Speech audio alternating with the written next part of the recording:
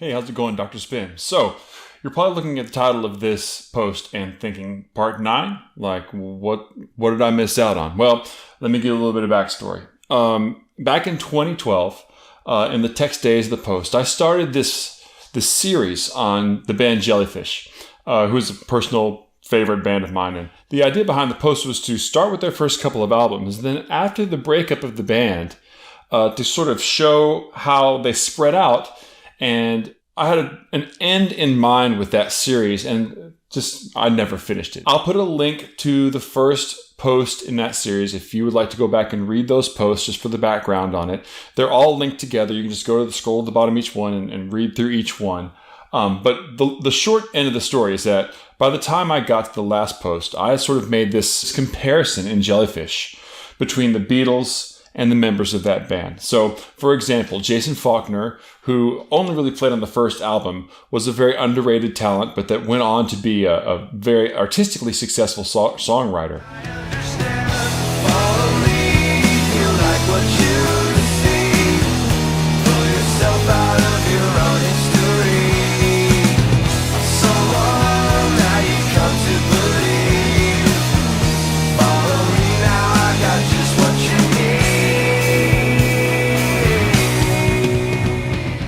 Easy to liken him a little bit to Jellyfish's kind of version of George Harrison. He's like this great shining talent that just didn't get a space to do his thing from within the confines of the band. Roger Joseph Manic Jr. was kind of like that band's Paul McCartney.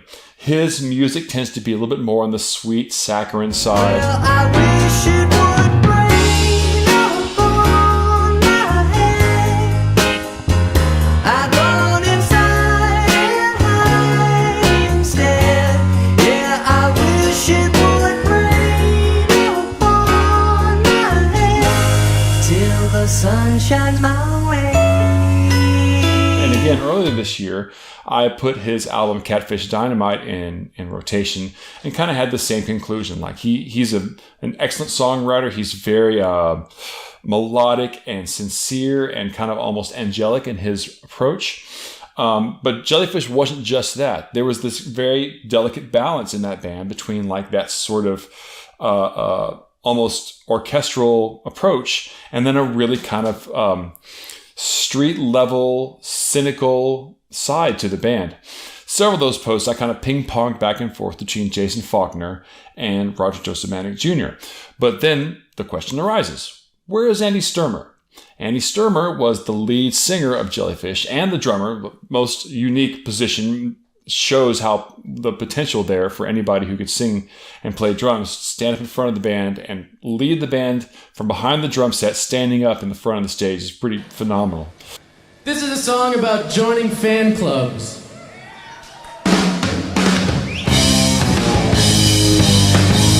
She turned a nightlight on and blew him a kiss. He stared back through his green Crayola line. She traced his likeness from off the back of the disc next to the backstop pose of the biggest prime. Joining a fan club with my friend, filling a bathtub with t-shirts and 8x10s. I'm sleeping, I'm in love from afar when I'm picking up a falling star. And his contributions are more difficult to parse out because Andy Sturmer has kind of gone into hiding in some ways. He's a very kind of reclusive character. And after Jellyfish broke up, he kind of faded into the background a little bit and started kind of really taking on the role of being a producer and a co-songwriter. And really, you can't even really hardly find current pictures on the guy. He kind of keeps a pretty low profile. So,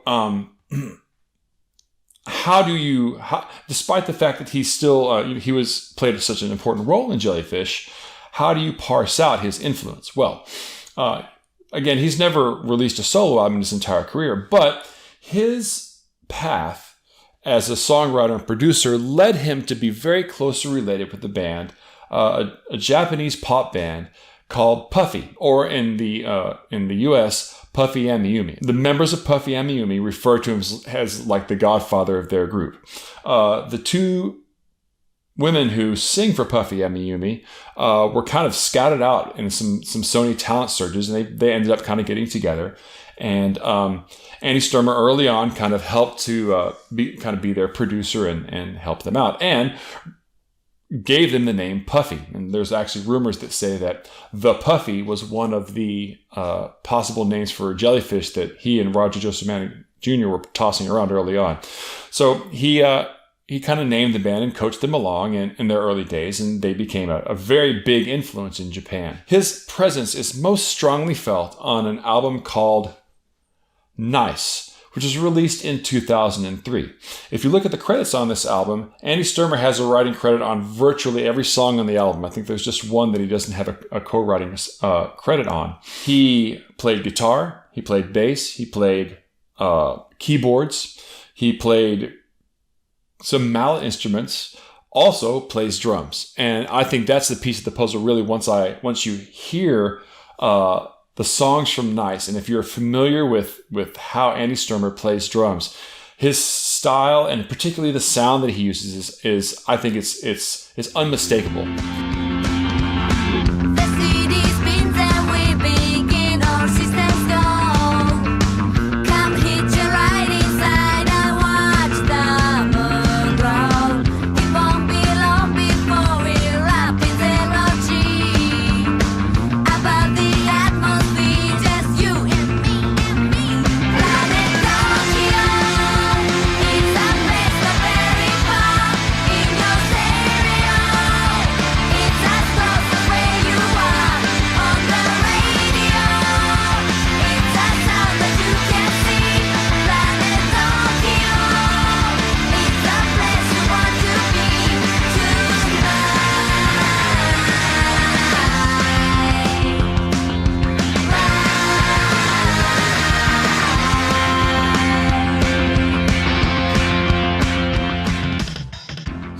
Generally speaking, their sound is a little bit more straight ahead power pop, a little more chunky than Jellyfish, a little bit more straight eight than straightforward. But I still think that there's similarities between the way that Jellyfish's music is constructed and Puffy and Yumi's music is constructed, that you can sort of see how these things are related to one another stylistically. To the stick. Okay, so let's start off by looking at this riff from Planet Tokyo. In the middle of this opening passage, you have this kind of bombastic riff that comes out of nowhere. It's like... that just leads into the rest of the song. It's got this little chromatic section in there. It hits every note between B flat and A flat on the way down. Okay? And the cool thing about chromatic passages is they're real ambiguous. This particular riff, whenever I heard it, reminded me a lot of that opening riff from that song, Joining a Fan Club, which is that first song that we had on this posting. So the opening riff from Joining a Fan Club goes like...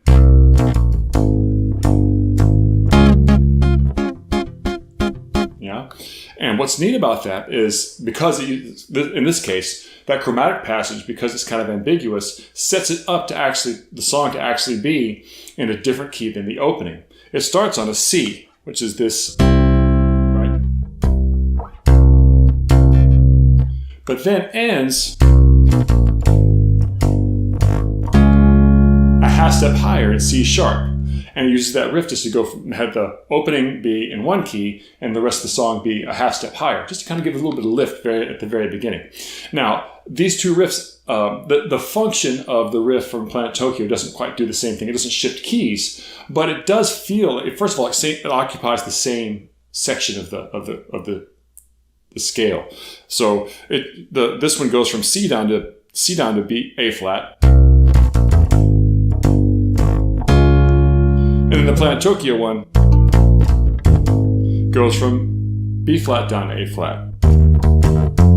So they kind of have a relationship there ear-wise, but also they have that kind of cool chromatic thing. And these kind of neat chromatic passages, chromaticism, shows up a lot in Jellyfish's music. And I think in this particular case is one of the things that caught my ear and made me think, oh, that's Andy Sturmer. You know, it would be very easy to look at this riff and then think about the people who, you know, maybe a few years later, let's see here, what's the riff I can put in there? How about this? They're closer related, it seems to me. So that's one instance in which I think that functionally, like music, structurally, there's the influence of Annie Sturmer kind of shows up for Puffy and Yumi. I'm not going to go so far as to say that Puffy and Yumi is an Annie Sturmer solo work with just these two women singing. It's not the case. The sound of Puffy and Yumi was a collaborative effort between Annie Sturmer, a songwriter named Tomio Akuma, and the two women from Puffy and Yumi themselves. So it's not just Annie Sturmer going in and writing all their songs and just pulling back like he's, you know, Brian Wilson. It's nothing like that. But he has quite a bit of influence on that band, and I think that you can hear it the most clearly on Nice. Now, even though Puffy and Yumi's identity isn't necessarily pointed at overall, at least on Nice, isn't pointed at being nostalgic in a specific direction. They do play with identity in their music, and a very interesting just musical identity in a way that I think that harkens back to Annie Sturmer's specific talent at this sort of thing. Annie Sturmer and the guys from Jellyfish were able to take a style and reinvent the style for their own ends. And I think that's something that's beyond just technical musicianship. It's conceptual. And that shows up here with Puffy and Yumi. They have this song, Tokyo Nights, which is like the best reinvention of Video Killed the Radio Star that you could have come up with without actually playing any of the notes from Video Killed the Radio Star. The verses in the song are constructed exactly like that, but there's no note for note repetition on it. It's all the way that the style is done and the construction, and it's very tongue-in-cheek. I mean, there's no way that they could have gone through and made that recording, that song, without knowing what they were doing.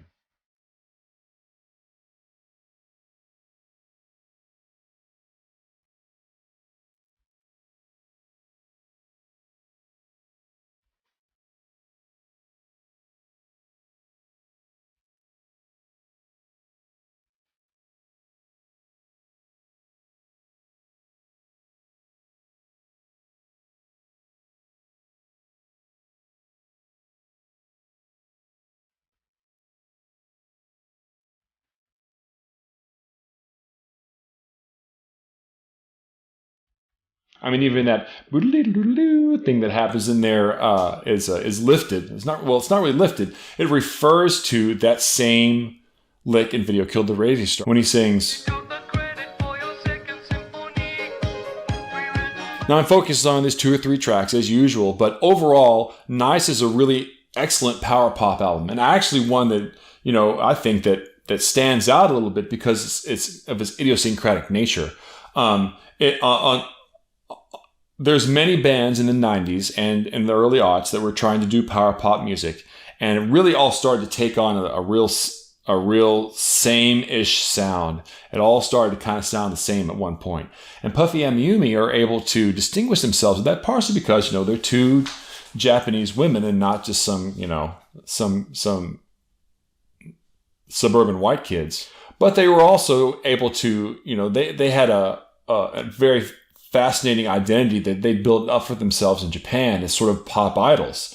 And to be able to make a serviceable power pop album while still keeping that sort of like, you know, Japanese pop idol identity on is unique, I think. I mean, there's lots of other Japanese pop bands, but these Puffy and Yumi ended up being a very visible group and actually crossed over into the U.S.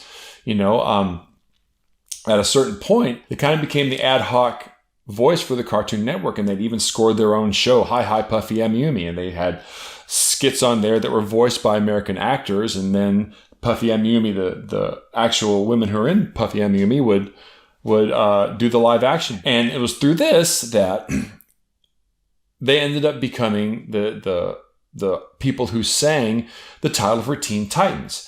And Annie Sturmer wrote the Teen Titans theme with them.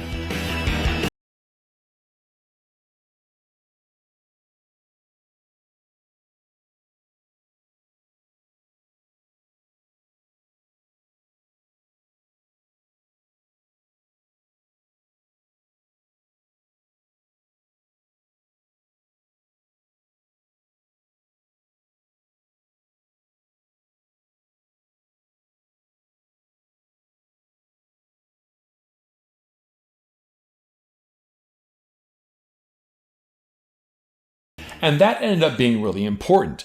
After Nice, Andy Sturmer kind of backed away from his involvement with Puffy and Yumi for whatever reasons. We don't know why. One of his main gigs now is to write theme songs and sometimes soundtracks for Cartoon Network shows. If you look at his discography, he's got an amazing amount of TV shows that he's done the theme song for. He's done the Ben 10 theme. He did the theme for the new Batman series.